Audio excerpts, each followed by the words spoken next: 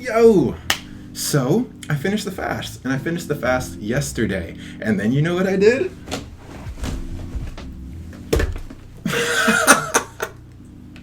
And like, I'm actually kind of good at it.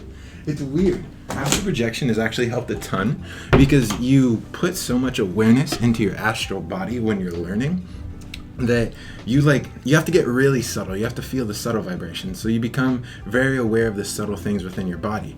And by being aware of that, it helped me learn balance quicker. Well, yeah, it helps me balance quicker because I have so much more awareness than I did before in my body. And it was fun. It was cool. Anyway, the fast. So I finished it yesterday, but I didn't make it the full 72 hours. No, you see, I actually...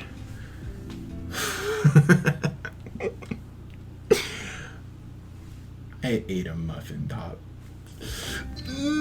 No! You broke it with sugar? Yeah, I did. But it was actually very, very good in my opinion. I'm actually kind of glad I didn't do it the whole way because what happened is when I broke it with this muffin top, it's essentially like the top of a muffin. Muffin top, duh. And I ate one whole muffin top, and those things very, very sugary, very, very sugary. And so I started waiting. Wait, why did I have a muffin top? I was at work. I work graves. I work midnight to 5 a.m. more often than not. So yeah. But anyway, I had one, and I ate a whole one. And those things are basically just cake. It's just cake with sugar glaze on top.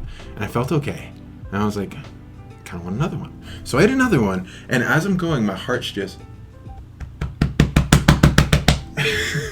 And I had to sit down. I had to sit down and breathe because I was having a sugar rush. I was experiencing a sugar rush, and it sucked. It totally sucked. What's been happening is okay, hold on. Here we go. When you're consistently digesting, one, you become desensitized to how the food affects you, especially when you mix it with certain other foods, because it takes much longer for it to hit your system. Two, well, empty stomach digesting, hits way harder. But two, what was it? I've also been trying to tone down my sugar intake, so this was actually kind of fun to see how strong sugar affected me. And what happened is basically my blood pressure just shot through the roof. It spiked like crazy, and I had to sit down, I had to breathe. And what's interesting is last year when I was doing this, I used to break my fast with cookies, as I said in the day one, and I did this all the freaking time, and I had really bad self-control. So what would happen is I would feel very, very, very upset with myself. I'd become very angry, very self-destructive, and as a form of punishment, I would make myself eat the cookies. I was going through a lot at that time. It was very sad. It's actually when I started the whole healing journey, like really hardcore. You could go way back. I think the first video is called Facing My Inner Demons. Crazy stuff. I don't think I told anyone about that though. That was sad.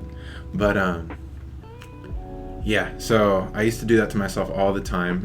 If you start looking through the videos, you can actually see acne start coming, which, don't worry, I don't know what that is.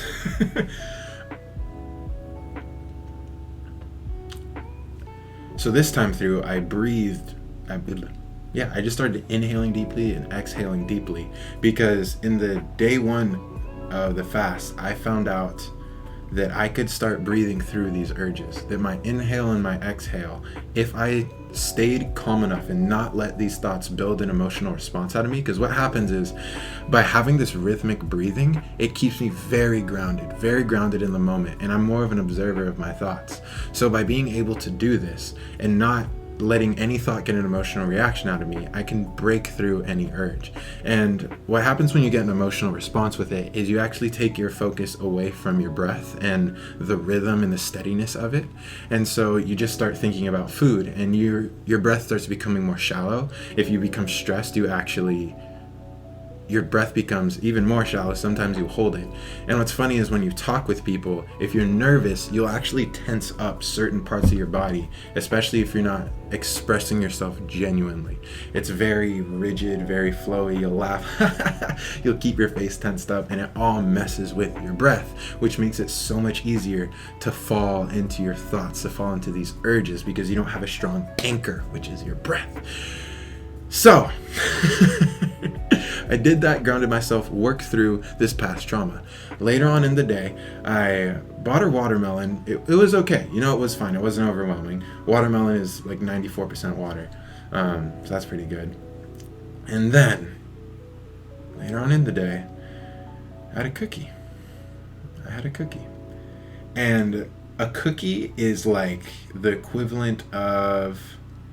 Like, if you were to drink alcohol, the cookie is like an equivalent of maybe like 2 to 3 shots of vodka in terms of like how strong of sugar it is, because it's basically baked sugar held together by a baked egg and flour and butter, and it was, oh my god, I literally just like, it was too much. I couldn't handle it. I didn't like it.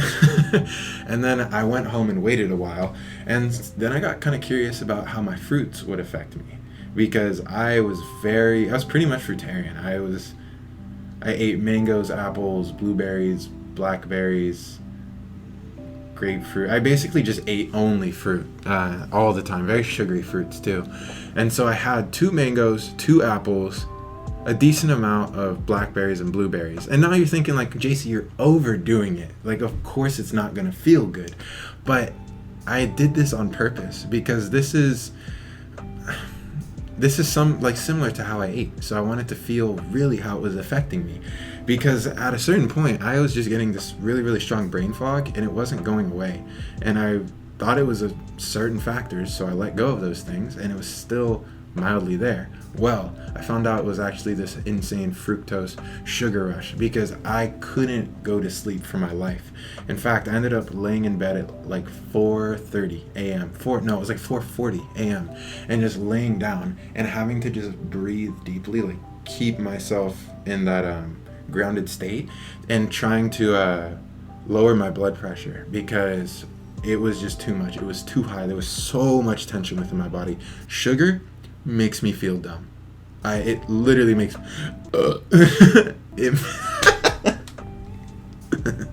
it makes me feel dumb, and it's because of that brain fog, that insane rush. It's just too much. You overwhelm the body. You kind of short circuit. That's a really good way to put it. You short circuit when you eat sugar, and no way. And the dangerous thing is it's addictive. It's very addictive. I think it's 8 times more addictive than cocaine. Look it up to correct me. And if I'm wrong, please leave it in the comments, because I don't want to be wrong about that. Ugh, that'd be bad. But yeah, because especially after I finished eating, that was the first strong amount of sugar that I've had in terms of like fruit, and all I was craving was fruit, and it was so hard to make myself stop just binging. Ooh, man. So I am grateful that I failed this fast, because I now learned how my food affects me. I need to change my diet. I want to start going more towards nuts, and actually soaking nuts, blending them, and kind of just juicing them. I guess nut milk in a way, and then mix that with like lemon and so on and so forth, because I became too alkaline, I think. And I think I have a little situation going on. So depending on how that goes, well, we'll see. We'll see what goes on. But I think I'm going to start doing this more often. I actually prefer the fasted state over food being in my gut all the time. I'm being dead serious. It's so much better. You feel so much better. And teas are good. I actually preferred tea over water. It was amazing. Water was interesting. But yeah. Cool. Thank you guys for watching. And yeah, interesting next turn coming up. And what I mean by that is rollerblades. Okay, I'm not doing rollerblade videos. I care too much about this camera. I don't trust myself that much. But anyway, peace.